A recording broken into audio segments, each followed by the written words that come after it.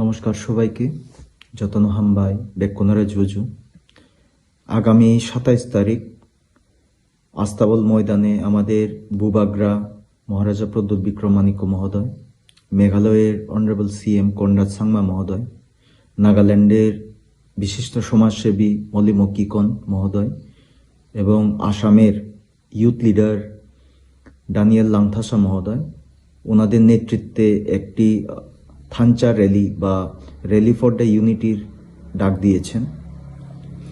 আমি আজকে এই ভিডিওর মাধ্যমে ত্রিপুরা রাজ্যের আপামর জনসাধারণ এবং মোস্টলি যারা ইউথ রয়েছেন তাদেরকে অনুরোধ জানাতে চাই যে আপনারা যাতে ওই দিন ওই থানচা র্যালি বা র্যালি ফর দ্য ইউনিটিতে এসে উপস্থিত হন এবং উপস্থিত হয়ে আমাদের যে নেতৃত্বরা রয়েছেন ওনাদের মতামত যাতে আপনারা শুনে যান।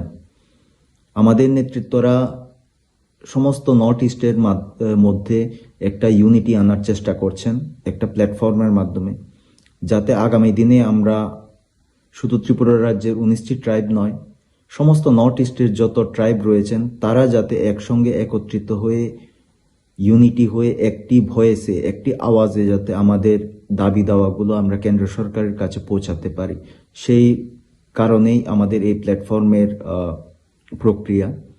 কাজেই আমি অনুরোধ রাখবো আমাদের ইউথ যারা রয়েছেন তারা বেশি থেকে বেশি এসে আমাদের নেতৃত্বদের মতামত শুনুন এবং আপনাদেরও যদি কোনো ব্যক্তিগত মতামত থাকে কিভাবে আমাদের মধ্যে ইউনিটি আনা যায় সমস্ত নর্থ ইস্টে, তাহলে আপনাদের মতামতও আমাদের নেতৃত্বদের কাছে শেয়ার করুন।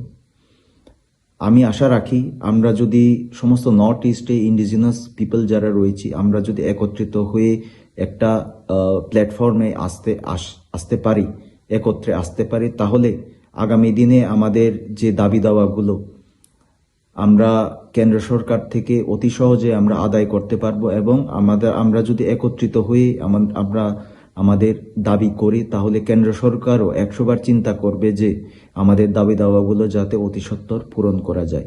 কাজেই আমি আরেকটিবার আপনাদেরকে অনুরোধ রাখবো, ইউথদেরকে অনুরোধ রাখবো যাতে আপনারা আগামী 27 নভেম্বর বেলা 11 ঘটিকার সময় আগরতলার আস্তাবল ময়দানে এসে আমাদের র্যালি ফর দ্য ইউনিটিতে সামিল হন এবং আমাদের নেতৃত্বদের মতামত শুনুন।